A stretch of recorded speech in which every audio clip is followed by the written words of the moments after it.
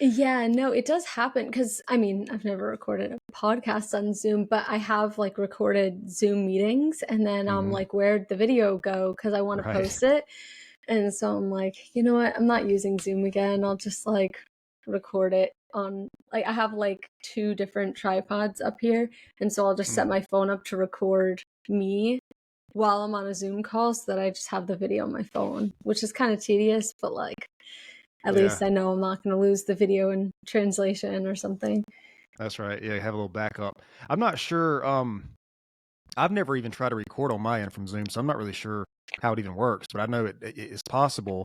But like I said, I don't think it's definitely not meant for podcasting. I think it's just for, like virtual meetings and stuff. Yeah, that's really Yeah, what the it's set up for. I know they have right. certain like packages now that you could do for like webinars so that you can't see any faces and stuff, but it's really not meant for recording high quality sound, video, anything like that. So, I'll tell you a crazy story, man. I was invited to speak at this person's workshop.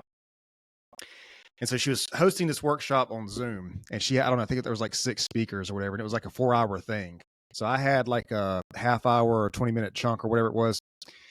And so I went to her thing and I made a presentation about becoming your own hero was my topic. And she made me host so that I could be on the front of the screen. And I didn't realize it, but when you are on Zoom and you go to leave meeting, it's the red button or whatever. Well, since I was the host, it said end meeting for all, and I didn't realize that. And I just clicked the red button, and it shut down the whole thing. And she had to reinvite everybody, and I was like, "Oh my god, dude!" I was like, "This is embarrassing, man."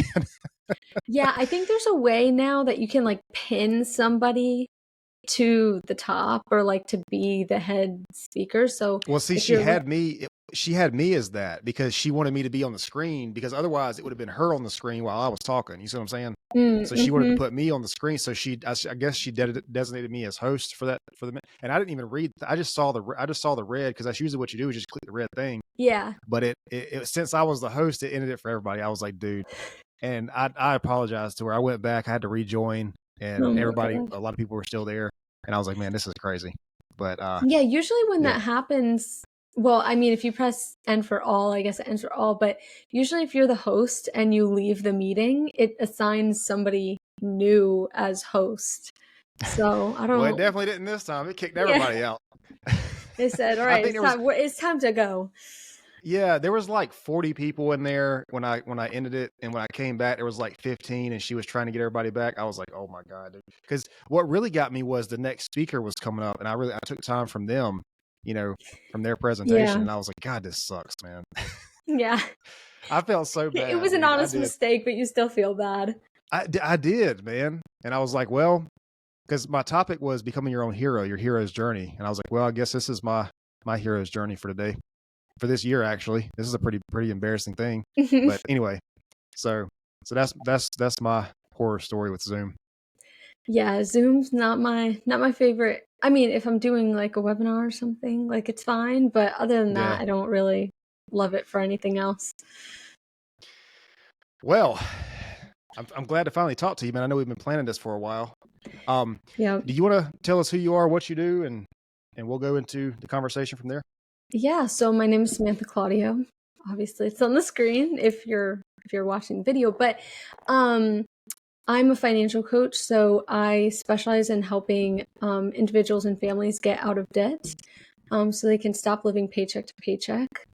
Um, I help people have just under $500,000 turnaround in 2024, which I would say is a pretty big accomplishment. That's a lot of For money. sure.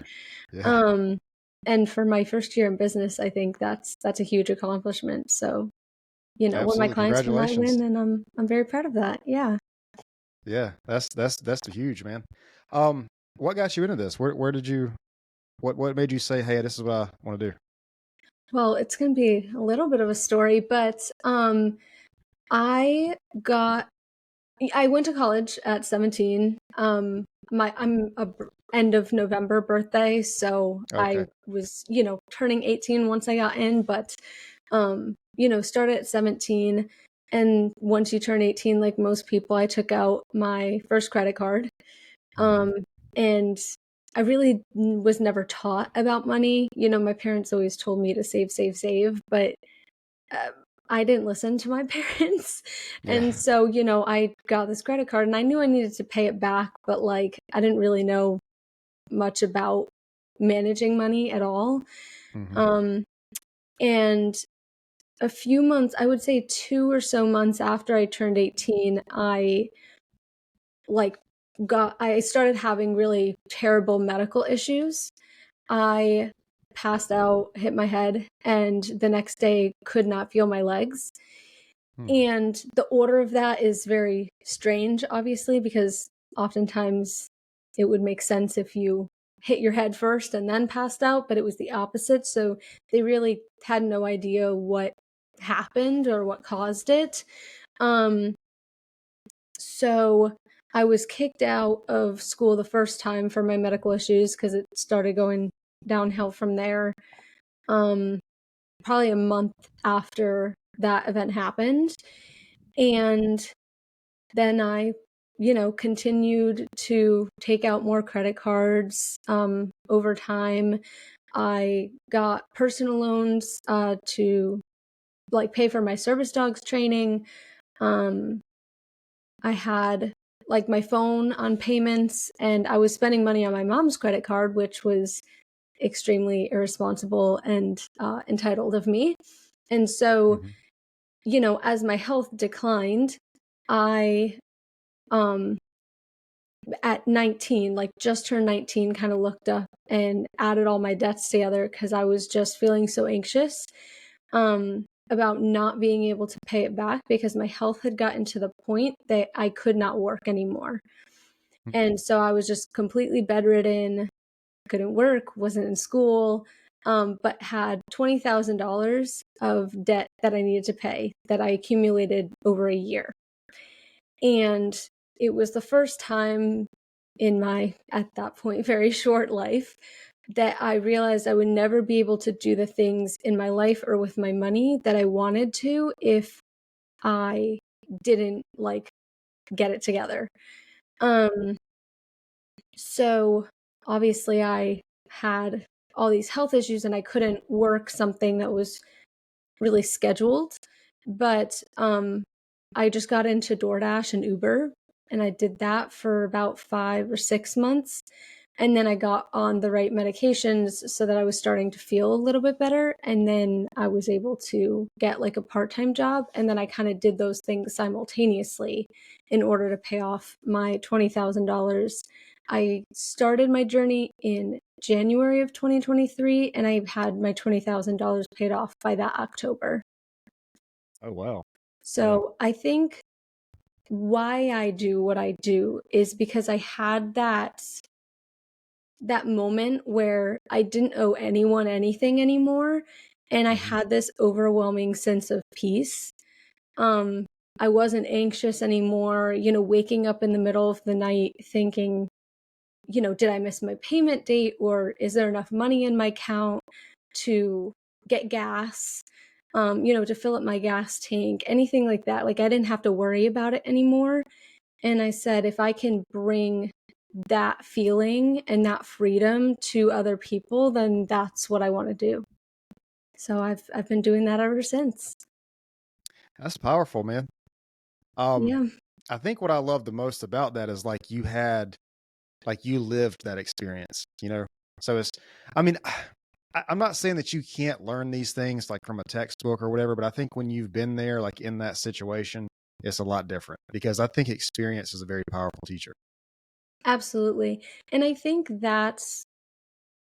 think it's really helpful to have had that experience when I'm working Mm. with the clients that I work with because I can understand where they are and I can Right. understand the emotion behind what they're going through and like the anxiety of it all and you know how difficult change is.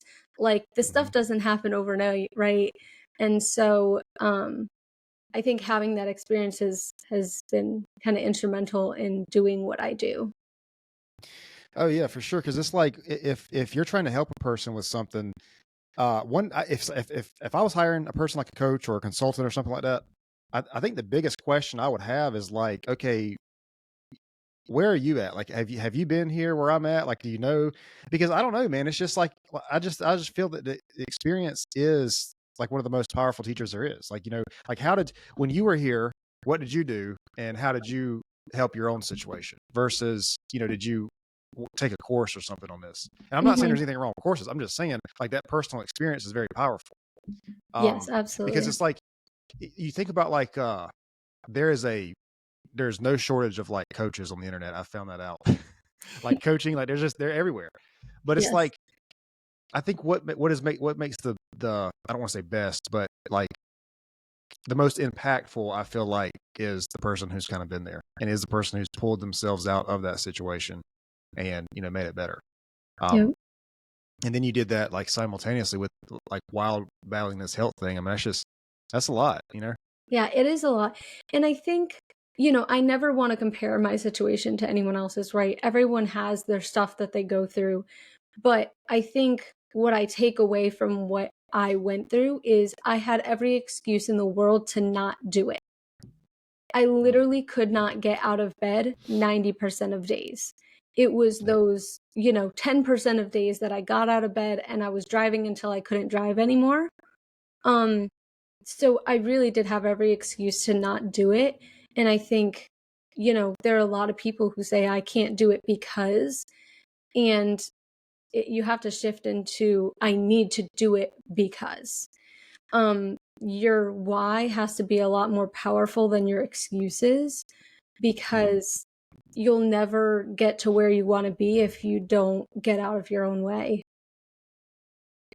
I love that. Your why has to be more powerful than your excuse. The crazy thing about excuses, man, is like you said, if you gave up or if you quit, nobody would blame you for that. They would probably actually validate you for that. But Mhm. it's like the excuses that you tell yourself that you think you have, they can be the reason that you don't make it, or they can be the reason that people respect you when you do.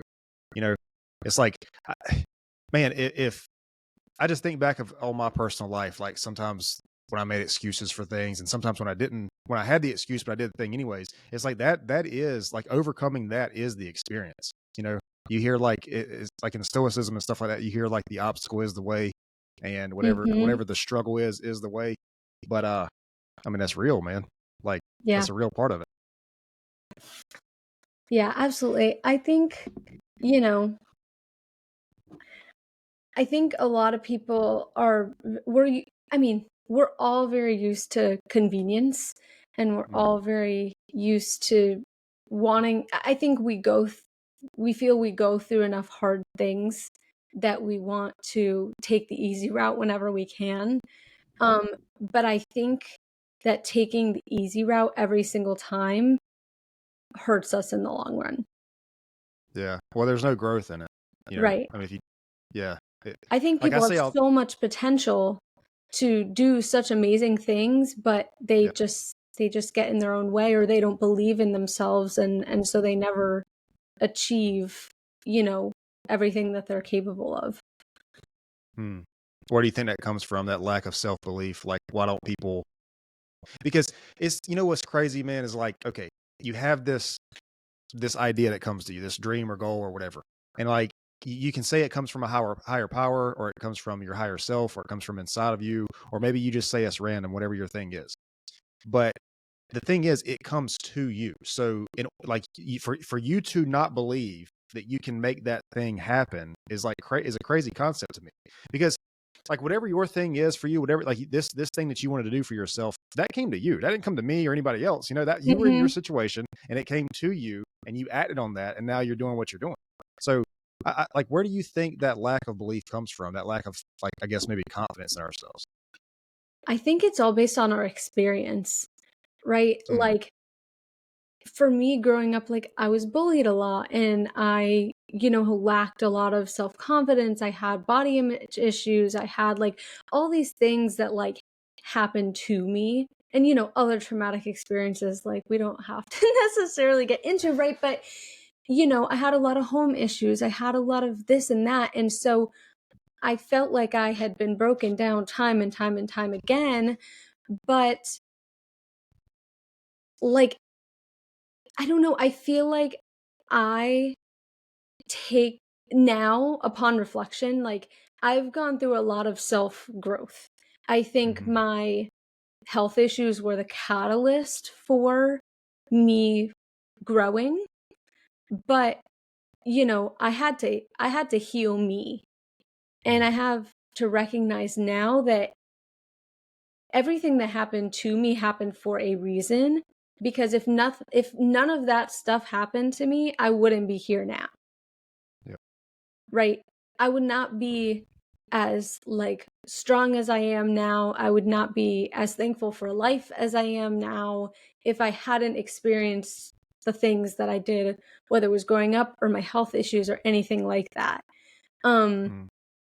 so I think a lot of people, um, like, hold themselves as a victim to everything that's happened to them.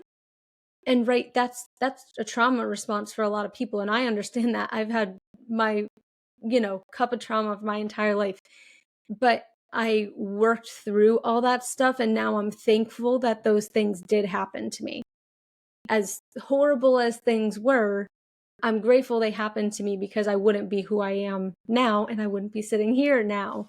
Um, so I think it has a lot to do with our experience.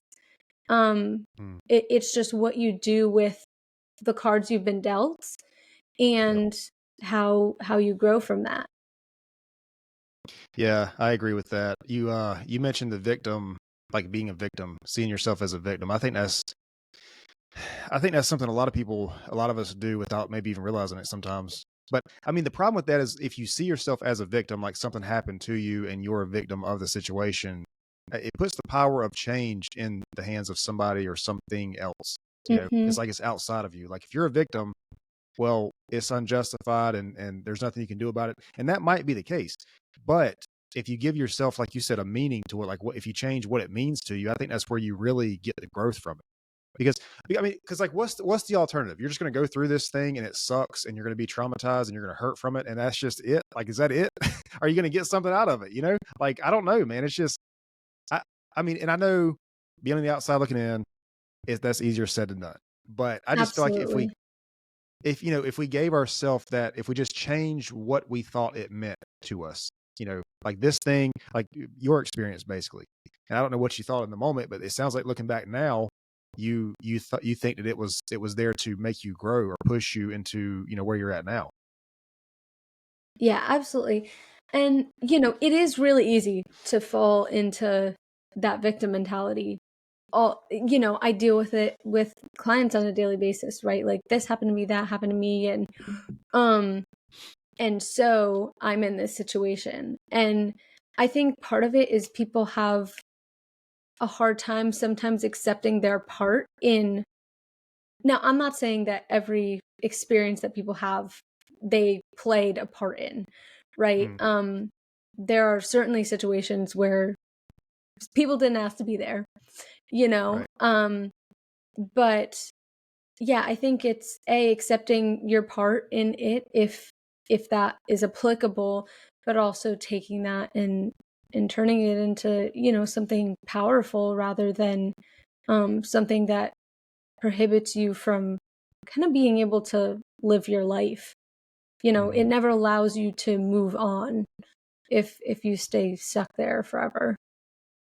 And that's a really powerful source of inspiration too, when you can allow yourself to do that, because that's like that's really powerful fuel, I feel like, to motivate you to the next, to the next thing.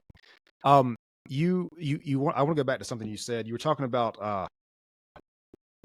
like I guess you didn't say this, but this is what it made me think of, the mindset around money. Like, do you see because you said you do a lot of like mindset stuff with your clients.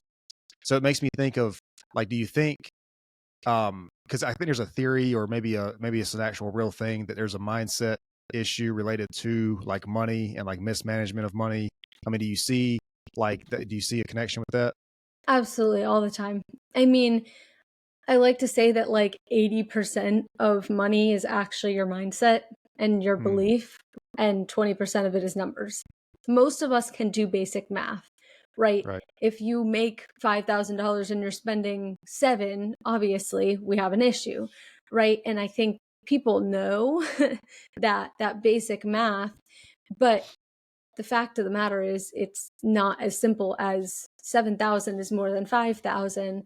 It's, there's a behavior issue, or there's a habit issue, or they grew up around money a certain way, um, or they're caring for other family members. And so they feel like, they can't say no to family members. And so honestly, family members is probably the number one thing that I deal with, is people Hmm. are sending money, or are living with other family members, and um feeling this kind of push and pull between what they need to do for themselves and feeling some sort of like obligation towards family.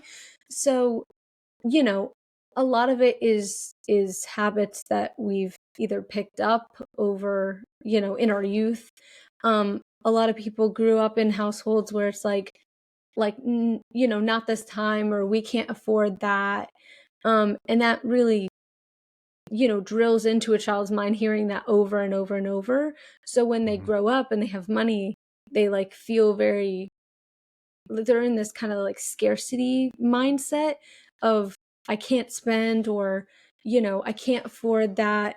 Where some people grew up complete opposite, they never got told no, and now they have their own money and they're spending way more than they make.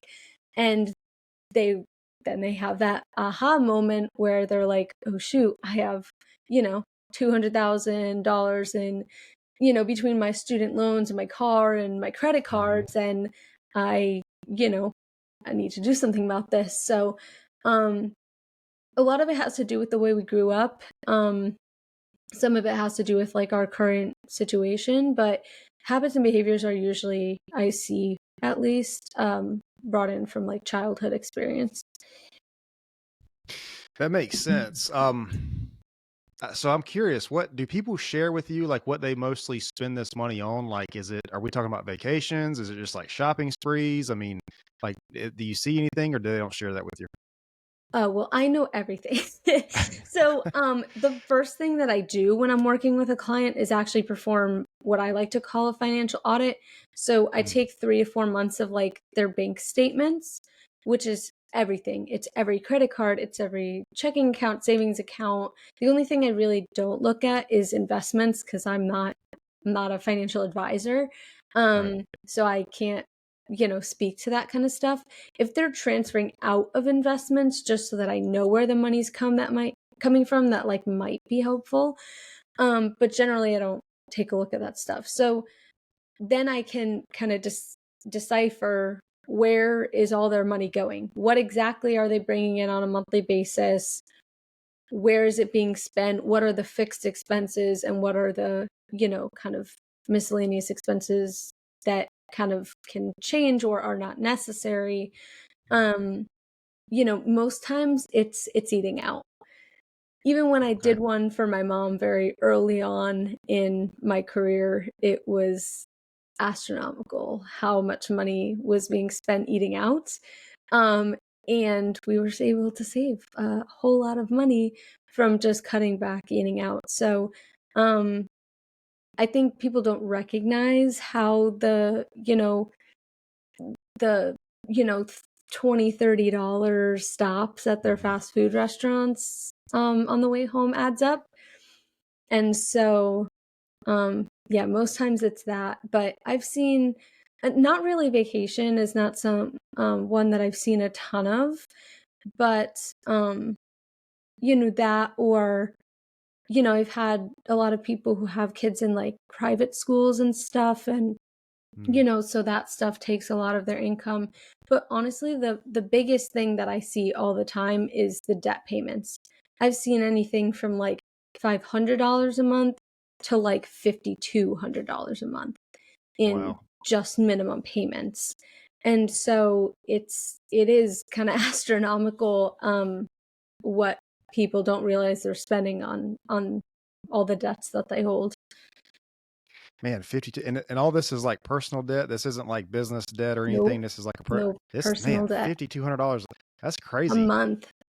Yeah. Yeah, this is between, this is not like a mortgage. I don't include Right. a mortgage in, that debt. So this is basically just like credit cards and like, not like a house or a car or anything, just like a credit So card car or like, payments usually are in okay. that.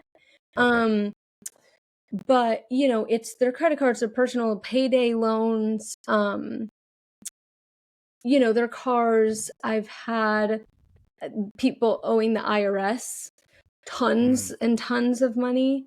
Um, so all kind of stuff like that, anything that's really not your mortgage is what I kind of put into that number. And um yeah, a lot on cars. I've seen a lot on cars.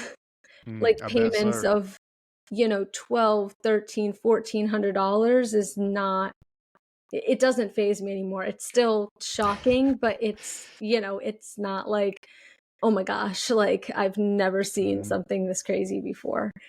So, Man, I don't know. As you were talking earlier about your story, you mentioned how you get your first credit card and you like, immediately just went to it.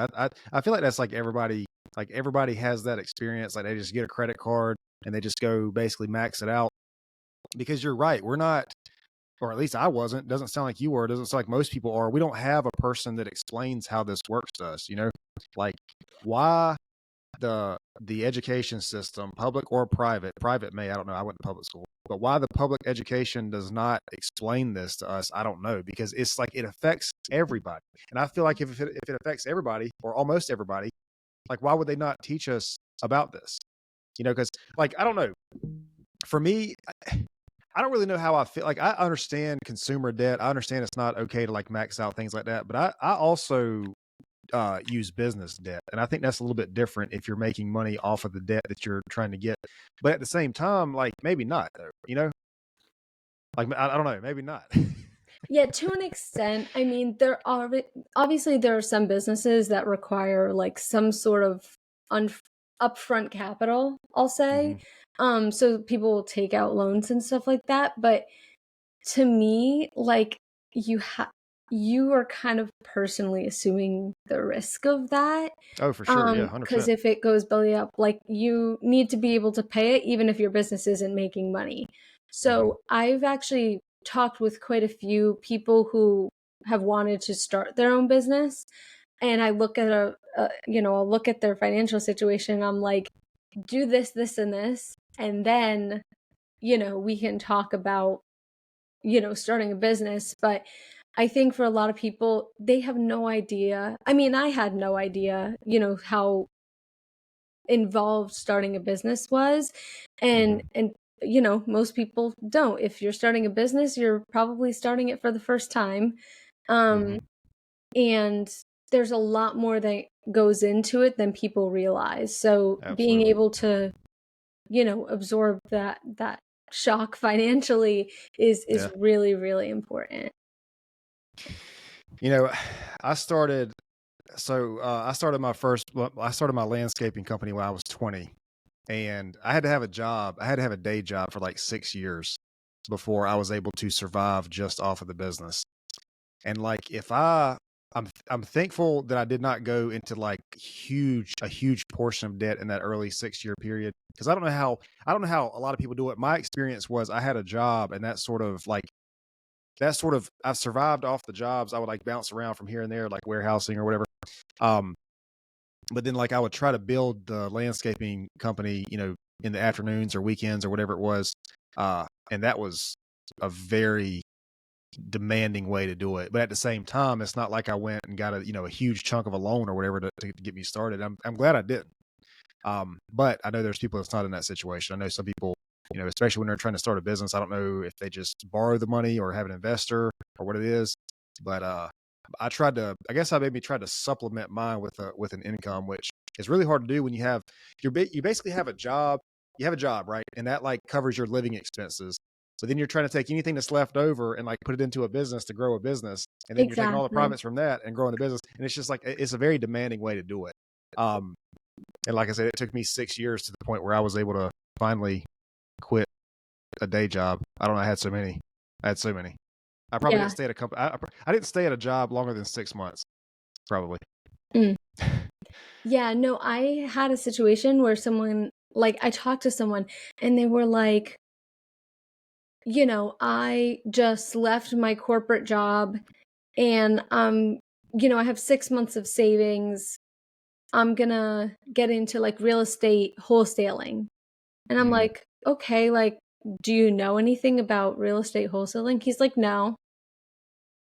I was like, "Wholesaling real estate is not as easy as everyone online makes you think it is."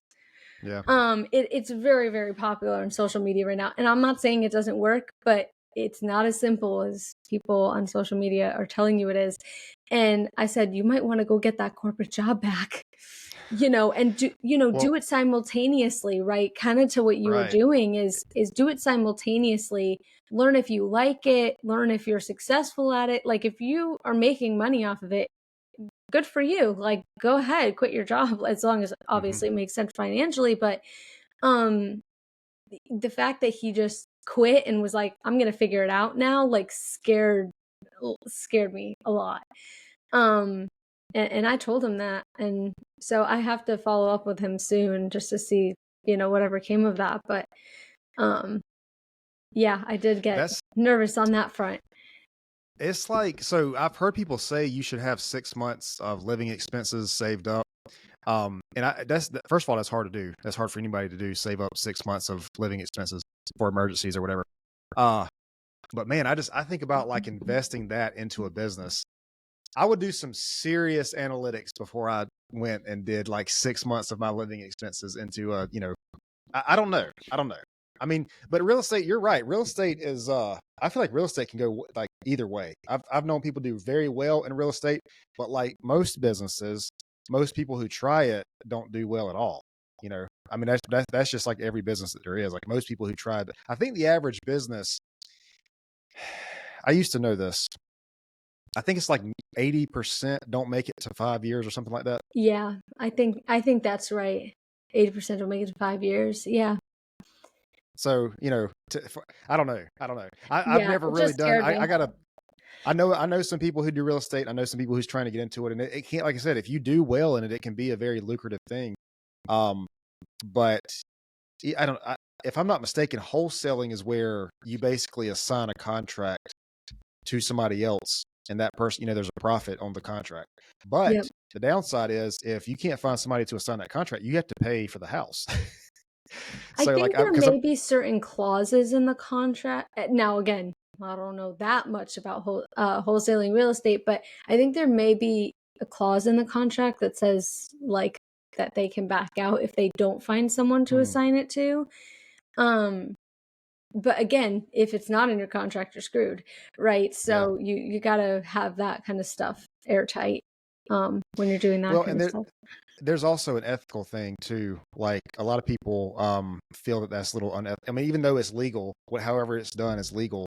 Some people just see it as kind of, because if I have a contract where I'm going to buy a house and it's for X dollars and I assign it to you, but I make $5,000 off of just assigning you the contract. I mean, some people just feel, you know, I guess you can see it as maybe a finder's fee, but like I know people in real estate who are willing to offer, you know, like incentives to people who bring that, like tell them about a house or give them a contact of somebody or whatever. So there's probably, I don't know, I guess if you do it at volume and as long as you're doing it the right way, it's probably good. But again, you have to see, is the risk really worth it? uh Yeah, if I was going to get into real estate, I think it would be more of a buy and hold situation. And yeah, I would also want to get to it too on like a commercial scale where I had like 10 plus tenants in the same building. Because man, that the landlord thing about having a house here and there and there and there, that's just, I don't know. That's not for me. it's a It's not lot. for me. It's a lot. Yeah. And honestly, everybody's like investing in real estate will help you build like generational wealth and all that stuff. And while that is certainly true, being a landlord is not for everybody. Mm, yep. I know people who have gotten into real estate, like investing in real estate, and then realize I don't like being a landlord. I'll invest my money somewhere else. I also know people who have invested in real estate and done very well. And then I know people who have invested in real estate and, gone belly up. Hmm. I think the one thing about like buying and holding a property is you have to be able to assume the mortgage payment if there's no tenant in it. Right. And that does happen. And I don't think people, like, some people don't realize that, like, they don't think about the fact that there's not always going to be somebody in the house at all times. And Mhm. so they're like, oh, well, I have the down payment and then somebody else will just, pay the mortgage. What happens if somebody's not in there for a month or 2 months or 3 months? Now you owe the mortgage payment, or you go, like, they're going to foreclose on your house, right? So that's a huge part of investing in real estate too, that it's great. I love real estate. I'm like, real estate is the love of my life. But other Yeah. than my business and what I do, I love real estate. Um but you have to be really smart about it, because I know somebody personally who also bought multiple, like, completely debt free, and then bought multiple, like, investment properties and had them trashed, Mhm. and then he's on the hook for, like, all the repairs, and he's now in, like, tons of debt, and he wish he never invested in these properties that now have mortgages he has to pay while he's paying for repairs, and it's just a nightmare. So there's a lot more than just buying a home and sitting on it, Yeah, when it it's comes to just real like, I don't estate. know, man. It just sounds like a pain in the ass, and I don't know if it's. It doesn't sound like like it's not. I don't think it's worth the risk. Like like you said, you got somebody that trashes the thing, and you have to repair it, and you have to chase down your money, and then like somebody's 3 and 4 months late. And it's like, I don't know, dude. It just doesn't sound. And then you got to deal with several different people to repair the thing, and then there's all that whole thing. I don't know. I don't know. But I think what this really boils down to, and I'm not saying every person who does real estate is like this, but I'm saying the reason it is attractive to everybody is because it sounds like a get rich quick type scheme, you know. Um, and everybody, you mentioned social media earlier. Like, there's a big thing on social media right now about passive income. Like trying to have as much passive income as possible. And I get it, I get that, but I think you have to have active income before you have passive income, because I don't think there's anything like there's no such thing as truly passive income. I feel like even if you have a property, a real estate, or an investment or whatever, if you invest in something, you probably want to check on your money, man. You probably want to check and see how things are going. Cause I mean, you can't just sit it there and just go to the beach or whatever. Yeah, I don't know. The whole, like, passive income, like affiliate marketing, that kind of stuff. I've looked into it, because it was I mean, I don't know if it's everywhere still, but there was one point that my, like, For You page or whatever, explore page on Instagram or whatever it is, was all, like, affiliate marketing, digital marketing, like, all this stuff. And I don't know, to me, it was just buy something, and then when you finish that, then there's an upsell, and there's another upsell, and there's another upsell, and you're just giving them more money, but you're not actually getting anywhere. Yeah, they there's a name for that, and I forget what they are. So that's not a pyramid scheme. I think a pyramid scheme is when you have to go through like you refer to several different people, but it's like what you're talking about. There's like different layers to it. Like you buy the thing, and that's like the entry package, and then they try to sell you another package, and then another thing, another thing, another thing. Is that what you're talking about? Yeah, well, exactly. And it's like you get the little bit of information with the first one, just enough to get you interested and think that it's, like, Yeah. possible, so they could sell you the next thing, and then, then they sell you it's like a $10 thing, and Hmm. then it's a, $197 thing, and then it's Yeah. a $1,997 thing, so it just, like, builds over time, and you buy all this stuff but aren't actually getting any results out of it, because their digital marketing business, the thing they're making money off of, is telling you how to do it, and all they're doing is selling you, like, document after document after document that Yeah. doesn't actually teach you how to achieve anything. Um, Now I can't say definitively that there are not people who have done well in that field, but like most things on social media, it's not as easy as people make it out to be, right? People make it out to be easy so that you buy their stuff. Right. Yeah. That's how they make more money. And I would never tell anybody that, going through the process of what I do is easy, right? We're changing sometimes lifestyles, we're changing habits, we're changing behaviors, like all that stuff is hard. That's why I'm very like picky with who I work with, because not everybody is ready to put Right. in the work to do something like that. Like this stuff is kind of life changing. Stuff like that, they make it look easy so that you get your money and like, go on with your day. They made It's their, crazy. $47 or whatever, and they're happy there's more money in their bank account. It's crazy, man, that you mentioned real estate and then you mentioned this little, I don't know what this is called. I refer to it as an onion because first of all, it's like I don't know. If there's a thing to describe it, I feel like onion would be best because it's like Yeah, it's because it's just layered. bitter and it's just like layered and it's just, so I don't know, but I've seen this thing with actually a real estate thing before. So I went to a thing which I thought was going to educate me about real estate because I went through this thing where I wanted to get into real estate. And so I went there and I knew I was going to be sold something like it's not going to be free. I get that. But so we went to the thing and they talked about these classes and all this stuff. And it ended up being like $200. If you sign up today, it's $200. You're going to get this, whatever. Well, then there was like, well, we have another package too. It's like 2000, and it went through these different layers. And by the time it got to the very end layer, it was like over $30,000 that you could invest in this thing. And like, I'm like, bro, what? And then if you Yep. invest in it, like whoever the founder of the company was, like you came to a seminar that basically he was at, and I was like, okay, I'm out of here. Yeah. Because yeah, I don't know, man. Had it just been the $200 course or whatever it was, I might would have done it. But once I seen the different layers of it, I was like, okay, I see what's going on here. You know, Yeah. No, there's a lot of businesses that do that, right? It's how businesses make money, and I respect that people have to make their money, whatever. Do I always agree um with that kind of stuff? No. But mm, it happens, it's everywhere. If you're scrolling social media and you have some sort of interest in real estate or business or passive income, like your page is just going to be flooded with mm-hmm, everything you need to know to, get started on your XYZ journey. So, right. You mentioned student loans earlier, and I think that's a big source of debt for a lot of people. You know, and I don't really know, man. I don't really know the solution on that because it's like some things. I mean, you have to have a degree for some things, and I get that.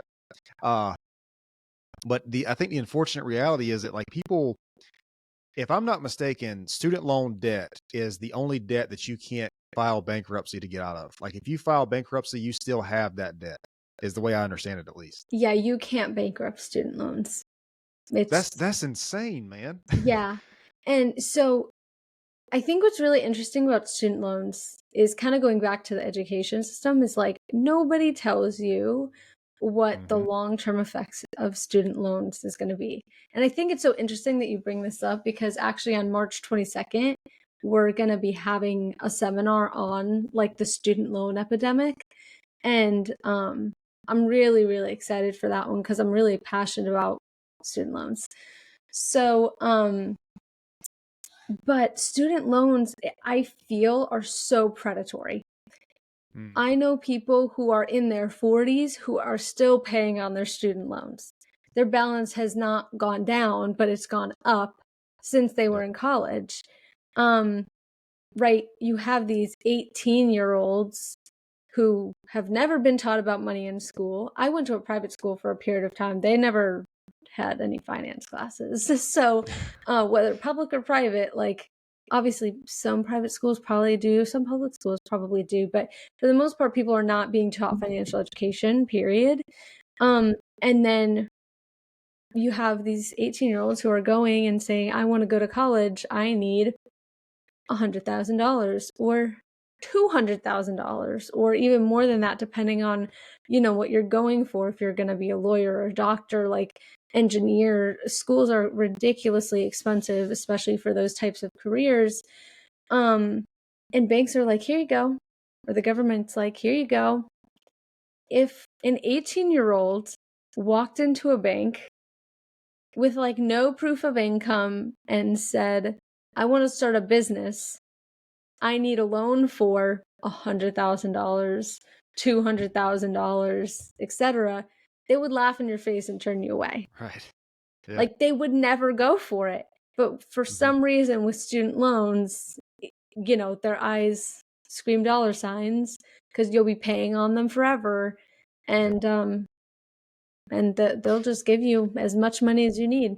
They're like, here, have the tuition money and room and board money and spending money. You need spending money too. So, you know, they're so Well, predatory. you mentioned that, and I agree with that. But you mentioned that it's like we're not taught this, and it's bad because we're not taught it in schools. But I think it's actually worse than that, because I think not only are we not taught about it in schools, we're taught about, at least in public education, we are taught that if you don't go to university or college, you're going to be, you know, a failure and a loser or whatever. Yep. I mean, I remember, and I was in high school. So when I was in high school, it was like I graduated in 2011. So that's the time period that all this was going on. But I think it's still the case. But I remember when I was in high school, man, nobody talked about trades. Nobody talked about starting a business. It was either you go to college or you're simply going to be a failure. And that is a hell of a thing to tell somebody who is like 18 years old and like does not know anything about the world. You know what I mean? Like just think about being a senior in high school and you're about to go out into the world. And a lot of people in that space don't have parents who guide them in the right direction. So you're like, I don't know how it was for anybody else, but for me, when I got out of high school, man, it was like, all right, this is the real world, which I was working. I was probably working at 14, like for, you know, jobs here and there, but like that is a huge shift in a person's life. And then, so you're telling them that, okay, if you don't go to university and pursue this degree and get yourself in debt, basically, because I certainly didn't have anybody to pay for my education. Most people don't. So you're going to get this debt. And if you don't do this thing, then you're basically going to be an outcast and, you know, a loser or whatever. But like you can make a really good living in the trades. You can make a really good really good living as a business owner, you know, but that wasn't told to us. Like nobody says, hey, there's other avenues here, except like you don't have to just go to university. And I'm not saying anything bad about university. Obviously we need it. Obviously there's jobs, you know, to be a doctor and stuff like that. You need that. But I think we should do a better job at teaching young adults or late teens, however you want to look at it, that there's other options. You know, like you don't have to do that. You don't have to get $100,000 in debt, you know, to do this. Yeah, absolutely. And I think the thing too about college is, you know, not only are we taught that if you don't go to college that you're a failure, but a lot of people then go to college, find out this is not for me, or like fail out. Yep. And then they feel like more of a failure because they're like, I could not finish this degree. And then kind of back to that mindset is you kind of live your life believing that you're a failure unless you make something of it. So I know tons of people who have tons and tons and tons of student loans and never graduated. They don't have a degree, but they have the student loans. So, you know, it's unfortunate, but it does happen. You know, I Samantha, think it was hang 40. hang on just a second. This episode is brought to you by Excel Coaching Academy. Hey guys, I'm really excited to let you know that I started a mindset coaching business. So what I want to do with this business is I want to help entrepreneurs, business owners, salespeople, leaders, and fitness enthusiasts or athletes develop the right mindset to increase revenue, improve business or performance, and overcome the challenges needed to become the best version of themselves. You can get more information about this by emailing info@excelcoaching.academy. Sorry about that. So we were talking about student loans, and yeah, I don't know, you know, it's just like, not only do we not learn these things, like we said, it makes you feel like it's a failure if you don't pursue this route. So the people that you work with, on average, how long does it take them? Like, do they ever pay off the student debt, or is that like, Yeah. how long does that even? I don't even know how long that takes. Like just a 4-year Again, degree. it really depends on people's income. and the amount of debt that they have. I've had people come debt free in under a year. I've had it take, they're still on their journey, right? So, it might take people 5 years to become completely debt free, not only from like their student loans, but all their other payments, unless, their income changes. But obviously, as they pay off more debts, they have more kind of disposable income to kind of make those other debts, like pay them down faster. And so student loans is probably one of the last ones that most people touch, just because the payments are typically a lot higher than other ones and the balance is a lot higher than other ones. So for most situations, I'll say I like to get the little wins first, so Yeah. that psychologically it helps be like, okay, I can actually do this. We're making actual progress, and it keeps them motivated to like keep going. But there's some scenarios that I'm like, okay, we have this one payment that's, $1,200. And if we can pay that off super fast, now we have $1,200 a month that we can just attack these other debts with and knock them out very quickly. So, um, I would say a good amount of the people I work with use like the debt snowball method. That's like the smallest to largest that I was talking about, just so they can have those little wins. But there are scenarios that I feel like that's not the best option. So it really depends on people's scenarios. Okay. Yeah, man, that's crazy. I'm just thinking about, the average person gets out of college at like what, 22, 23, somewhere around there.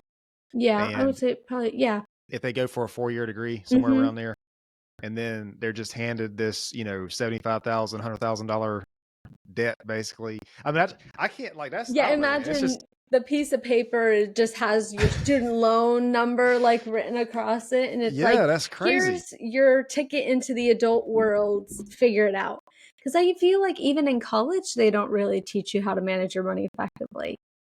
Hmm. I think there's something to be said about like, I don't know, I feel like in high school, even in, middle and elementary, but, they would say a lot, this isn't going to fly in the real world.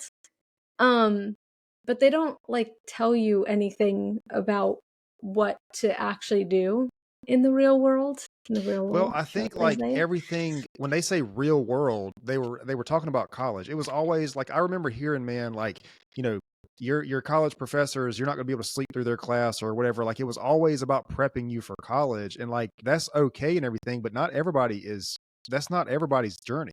Yep. I think it was I've referenced this before on the podcast, and I think it was Albert Einstein who said everybody is a genius, but if you judge a fish by its ability to climb a tree, it will live its whole life thinking it is stupid. Mm-hmm. And like not everybody is made for that, and that's okay. But like we don't, or at least we were not. My class, my age range was not told that. It was either like college or die. It was Yeah. like Well, those were I the two graduated in extremes. 21, and it was the same thing. It was college, college, college is the way to go. Yeah. So yeah, I mean, it's hasn't changed in 10 years since, Hmm. your graduation of mine. Um, but yeah, it's unfortunate that so many people like get pushed into the situation that, might not be the right path for them.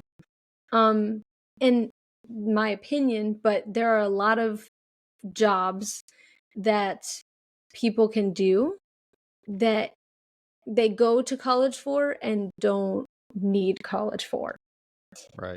Obviously, doctor, lawyer, like that kind of stuff, I can understand needing to go to college for some of those degrees. But even like engineering, like that's a trade you can learn on the job. You don't necessarily need now, I could be wrong. I could be wrong, but I feel like there are a lot of people who just go into engineering and learn on the job everything that they need to know about engineering. Hmm. So it really depends on what you're going into, but I know so many people who have said to me, I got this college degree in this and I don't even do that, or I never used my college degree for anything that I've heard that a I've, lot. yeah, a Like, lot of yeah. people get their degree just to have the piece of paper because it looks good on their resume, but Mhm. never wind up actually using anything that they learned for Yeah. for any work that they do. Um, so I want to ask you about like some practical hacks, and then after that, I want to ask you like how fitness played into your journey. But so you mentioned the snowball effect, like paying down the small stuff first. Um, do you have any like other like I know probably what you do with a person really depends on their situation. You probably have to analyze their situation to determine a plan. But like, what are some basic hacks you think? Because I've heard of things like people freezing their credit card, like actually putting their credit card in water, freezing it, and that way if they can't use it immediately because they have to break it apart or whatever it is. Um, so what like are there any like small hacks like that people can do to like cut down on their spending? I mean, that's not gonna. I don't think that addresses the mindset issue behind it, but at the very least, it'll make it inaccessible. It makes the money inaccessible. Yeah, I've never heard of the freezing the credit card one Oh, really? actually. That's a first for me, but um, myself, I cut up my credit cards. Like, Mm, cuz I live a debt-free lifestyle.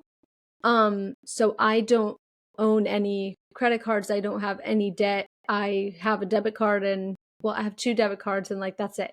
So if something happens to one, I have access to the other, right? But other than that, I have no lines of credit. I have no credit score at this point because it's been so long since I've utilized any type of credit.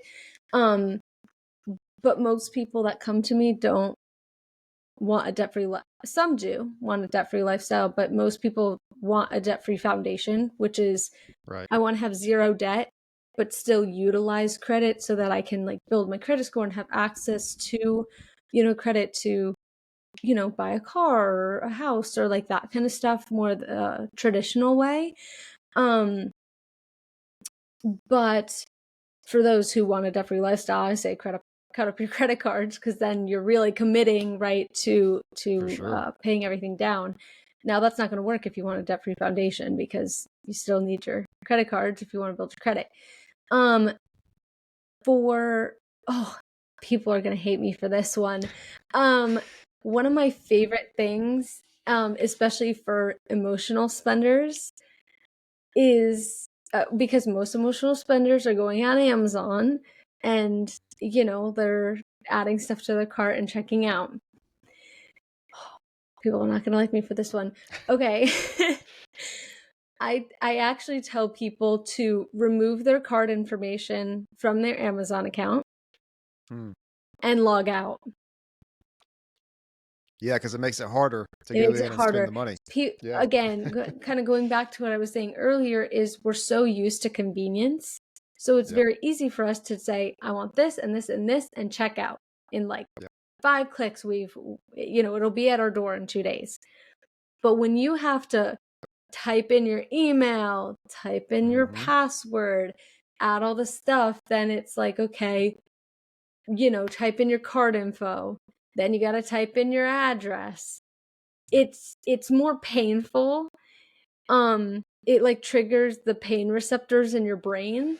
So Mm-hmm. when like as you're going through this process, you're thinking, "Ugh, I hate this. Like, is this really worth it? Do I want it that bad that I want to Right. type in my email, my password, my card number, expiration date, my address, like all this stuff?"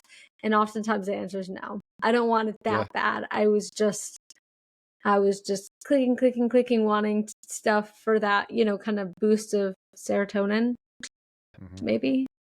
I Well, don't see, know Amazon biology, really but like Amazon hit that on the head, man. Because it's like you can buy something if you have your stuff saved, you can buy something in like 2 clicks on yeah. Amazon.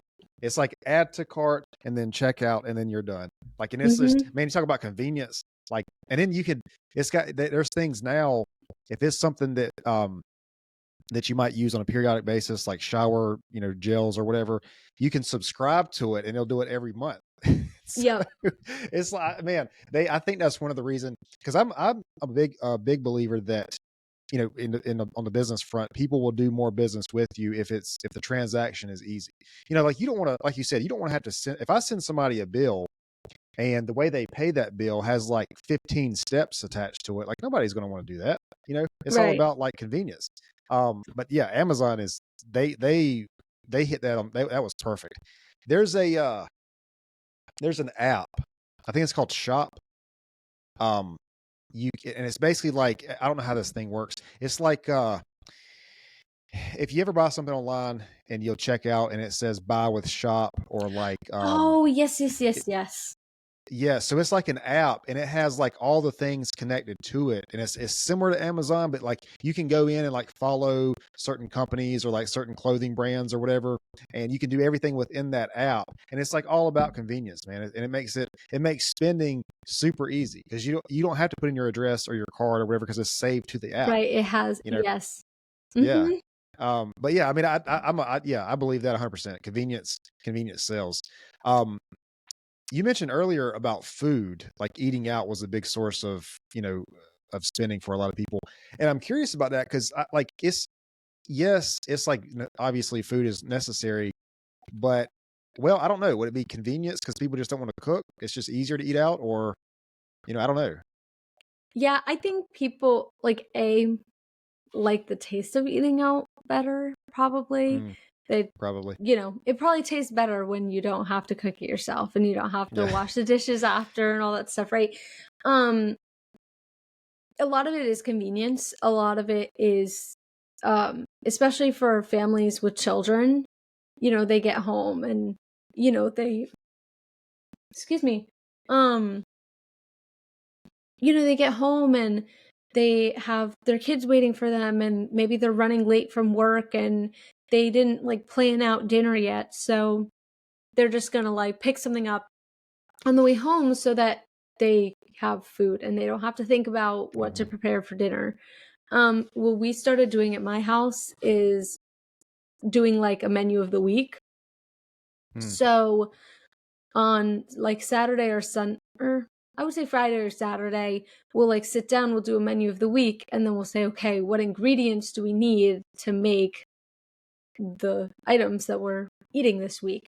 And so when we go grocery shopping, we know exactly what we need in order to Hmm. make what we're eating that week.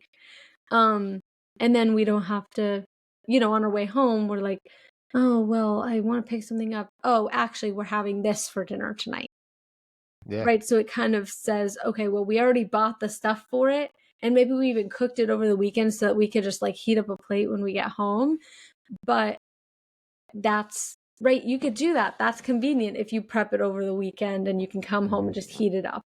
Right? That's a lot more convenient. You'll be done in 2 seconds. And you can eat your food. But knowing that we have a designated thing kind of scheduled for dinner helps kind of redirect my brain when I'm driving past Chick-fil-A on the way home and like want to Yeah. pop by because I already know, well, we paid for this food, we prep the food, we all have to do is go home and heat it up and Hmm. that's what's for dinner tonight. So, um yeah, a lot of it is convenience just because there's so much more work involved in like cooking something, eating, cleaning up while kind of dealing with the chaos at home, especially if you have Right. like kids. So that usually is it for people. Well, I think depending on what you eat and where you eat, either at home or out, I think it's probably definitely healthier to eat at home.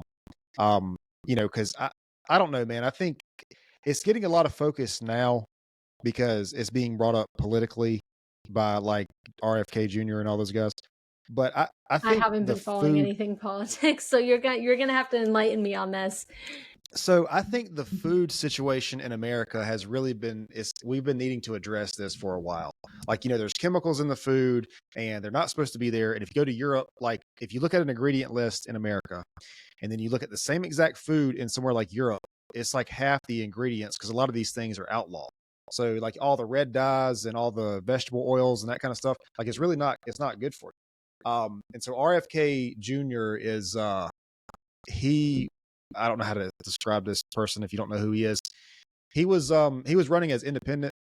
I think it's called independent.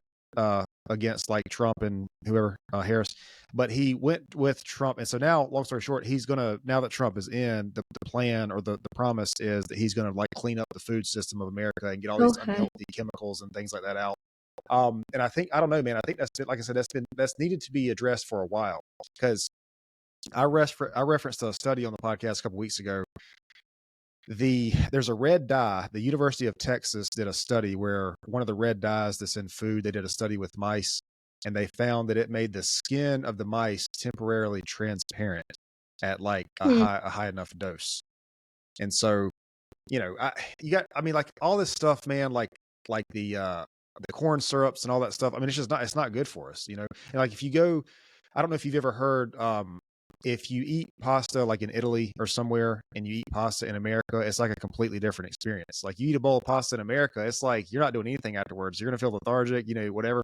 But those kind of things matter. But I don't know. I think that the whole food health system in America really, really needs some cleaning up and some attention. And hopefully that's what's going to happen now that the administration is changing. And at least that's the promise.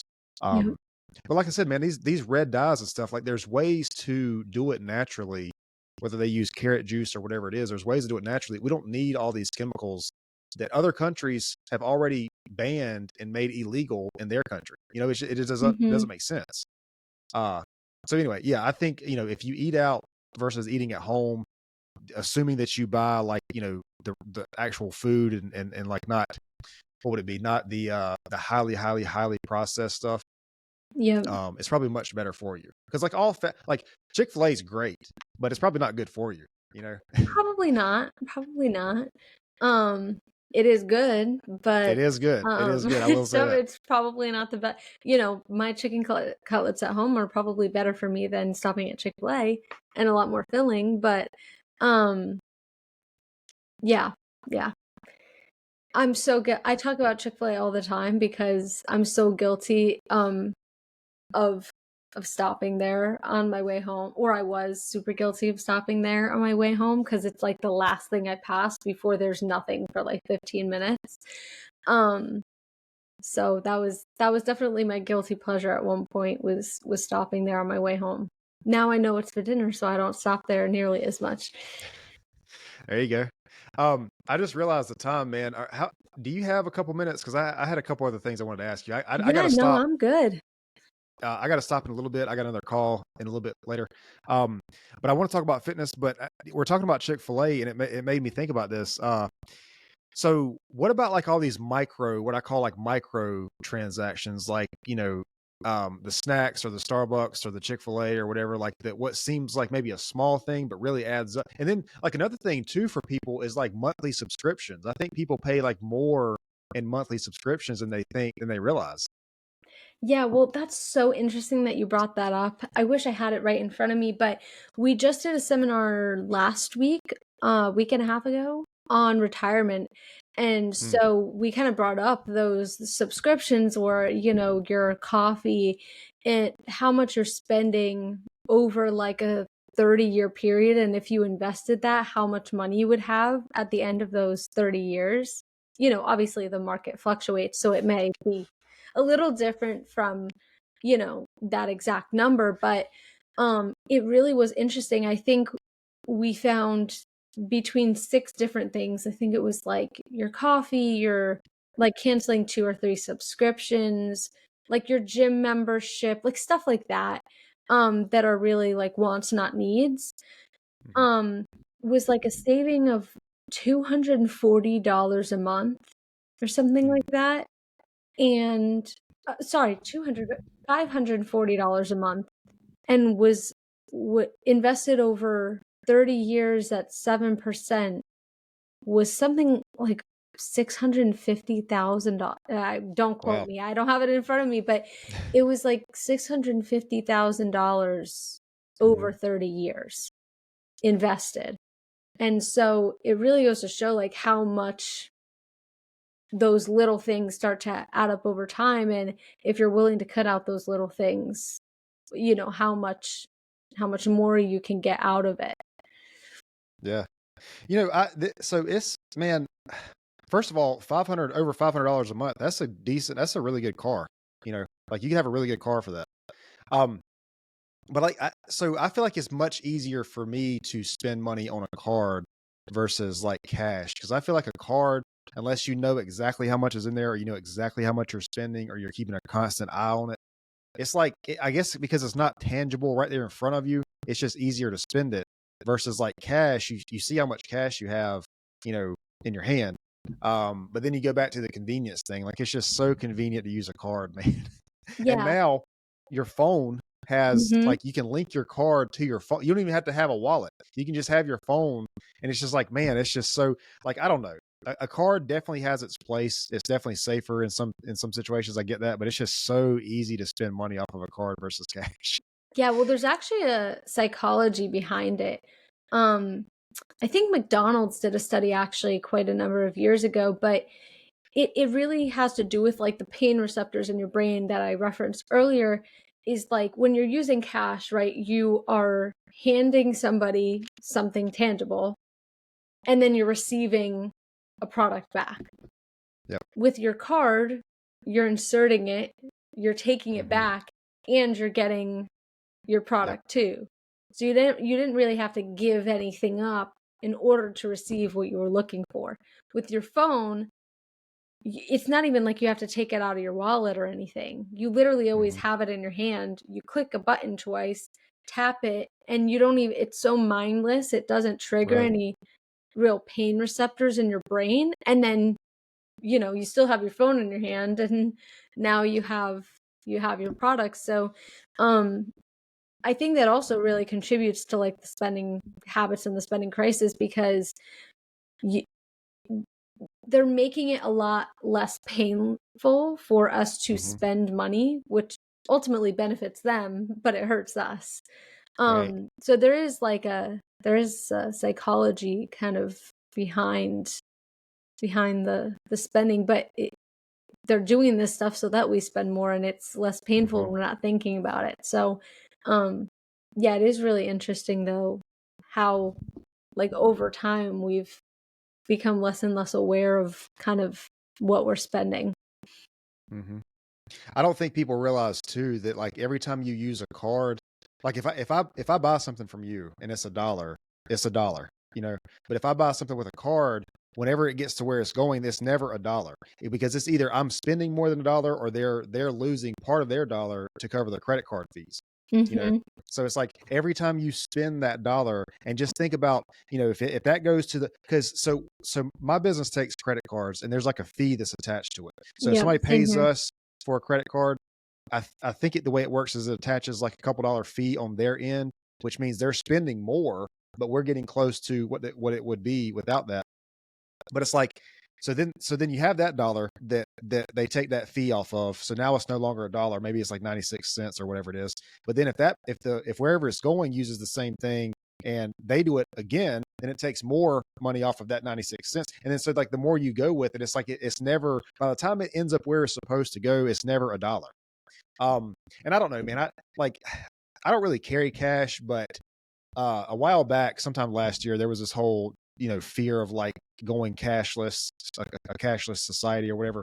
I don't think we need to go down that road because, like I said, as long as you have the tangible cash where you can give it to somebody else, I think it's always going to have its value. But something crazy is like what is it like 7%? I think like only 7 or 8% of the world's currency is actually digital, like actually tangible money. The rest is digital. It's like Really? something crazy. Yeah, That's yeah. very interesting. I gotta look this up because I want to make sure I'm right. It's like some crazy number is digital. It's like over 90% of the world's currency is digital. I gotta get a I can't look this up like this. I gotta get a way to type in this stuff. Do you want me to look it Um, up? Let me see. What? Well, if I look it up, I can actually screen share it. Let me see how much money in the world is It says over at 90% and are only around 10% being physical cash. my forehead being on the camera right now. I'm sorry, what'd you say? It's yeah, it confirmed what you said. It says 90% is digital, and a little over 90% is digital, and only about 10% is physical cash or coins or anything like that. Yeah, so I'm reading something. Well, this is from Wikipedia. Maybe I shouldn't. All right, so this is here. I'm going to share this. I I can used an actually screen AI share. overview, so who knows how accurate that is either. Yeah, dude, AI. Don't even get me started on AI. Yeah, I'm no, I actually don't like, understand it, so I'm not going to go there. I mean, I don't know that I don't like I understand. I guess what I need to, but I don't know, Yeah, man. I'm kind of skeptical about it. same. Yeah. So this says this is from futureagenda.org. Sounds very reliable. Okay, so the total sum of money in the world is $60 trillion. That sounds a little light, to be honest. I don't know. But it says share of the money in the world already digital, 90%. So that's crazy, man. Like that. So, okay. So not to, cause fear or panic or anything, but that means if every single person went to the bank right now and said, "Hey, I want all my money out," you couldn't do it. You couldn't do it because only approximately 10% or less is actual cash. I don't know. I don't want to bring out the tinfoil hat because I mean, but I'm just saying that's something to be aware of, Um, but I don't know, man. Like I feel like most businesses don't even really use cash. I mean, it's mostly electronic. It's mostly digital. If somebody pays you and you pay something or you pay somebody, it's direct deposit. Payrolls, direct deposit, whatever it is. I mean, there's so much digital in the world that maybe it would never be a problem. But hopefully nobody ever like. Hopefully not all of us want to go to the bank at the same time because we have an issue. Yeah, yeah, we, exactly. I don't know. We get carried away. All right, let me ask you this before we close. So we talked about fitness earlier. Was this something that played a big part in like you overcoming this and you kind of growing through this whole process? Was fitness involved in that at all? I would say up until very recently, I will say that fitness became, something that has changed a lot in my life and my well-being. Um, I started going to the gym again around August of 24. Okay. Um, but I had that mindset of I'm too chronically ill to, Hmm. go to the gym. I'm not, I don't physically feel well enough to go to the gym. So I was in that aspect of my life, like making excuses for myself Hmm. until I just said, I'm not going to do that anymore. I'm going to get in the gym because, I used to be a competitive gymnast. I love, Okay. physical activity and that kind of stuff. So the first 2 weeks like sucked health wise, and then after that I went for 100 straight days. I did Hmm. not skip weekends. I never skipped a day. 100 straight days. um and I felt the best I ever felt. I was the happiest I've ever been. I went from taking like 16, 17 medications to taking 3. Hmm. um so it changed so much in my life, physically and mentally, my motivation, all that stuff. Like fitness has changed so much in my life in just these past few months, really. Hmm. Um. So if you don't have to answer this if you're not comfortable, but why did you stop? What did I You stop? said Yeah, I said, why did you stop? You said so. If I understand you correctly, you said fitness was a big thing in your life until like recently, like so you don't go anymore. Yeah, no, I misspoke.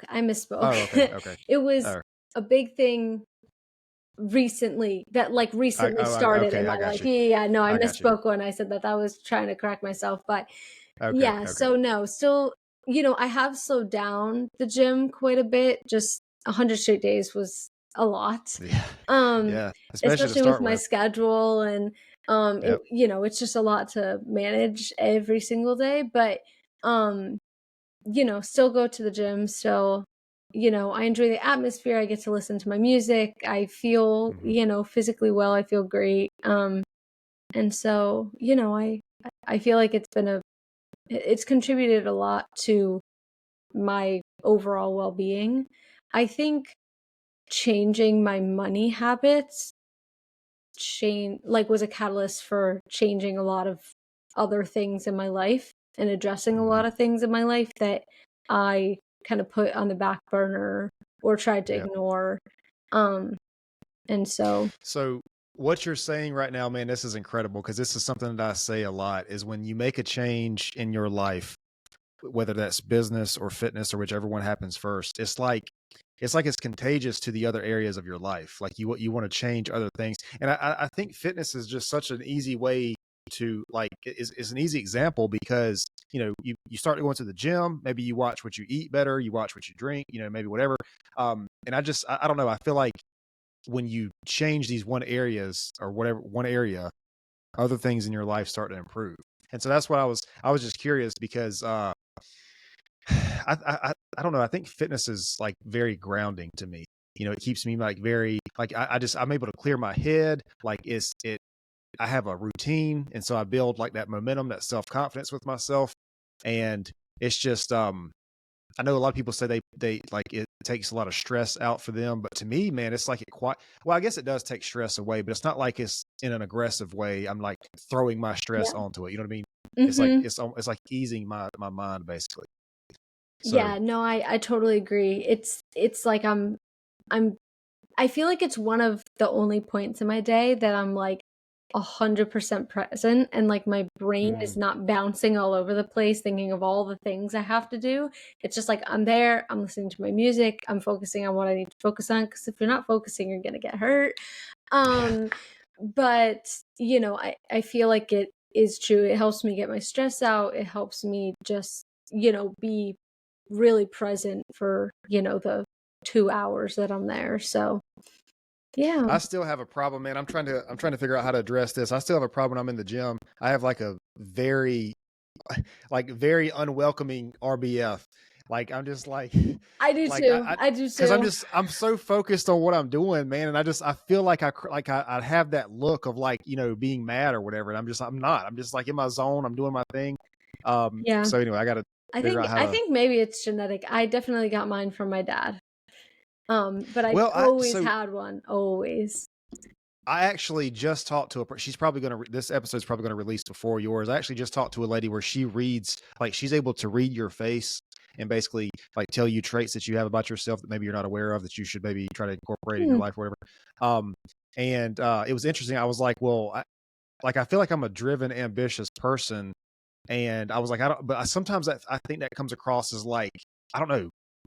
Like, I think sometimes from what I've told, like talking to people, or what I've been told talking to people, it's like I seem like very focused or like not really present, but like I am, like in the gym, like that's the most present that I am. Like I'm in that moment. And that's what it is.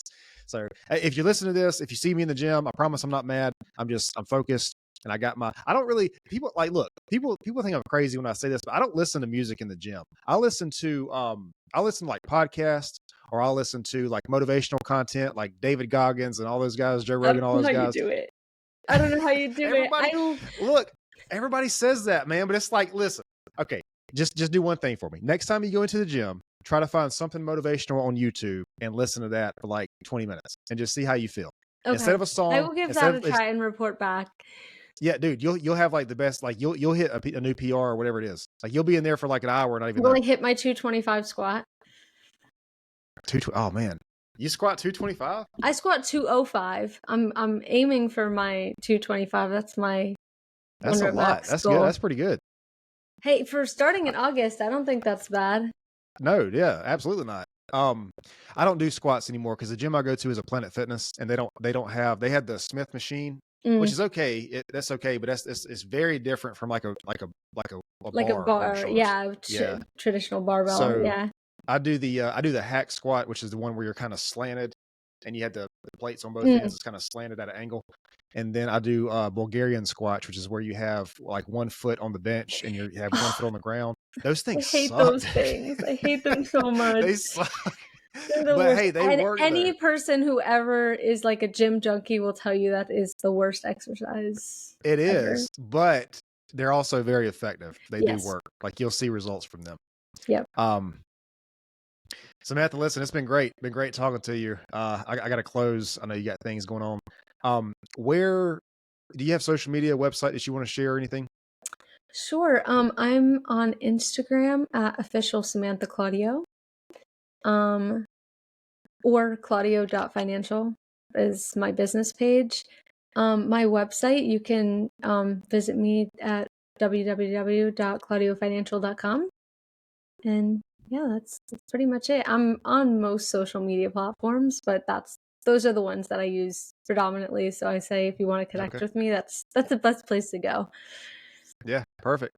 And if you send them to me, I'll put them in the with the videos and stuff. You All you might right. already have. I don't know.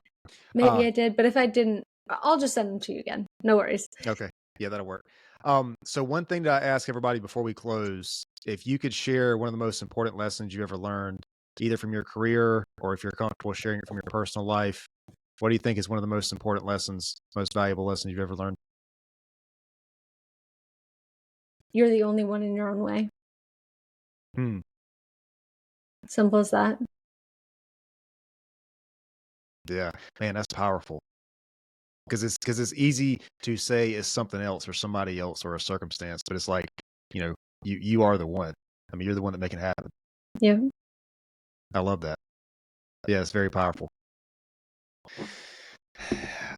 Listen, I appreciate it. It's been a great conversation. Hang out for just a second. We'll make sure the uploads finish and all that good stuff, but definitely been a great conversation. Thank you. Thank you.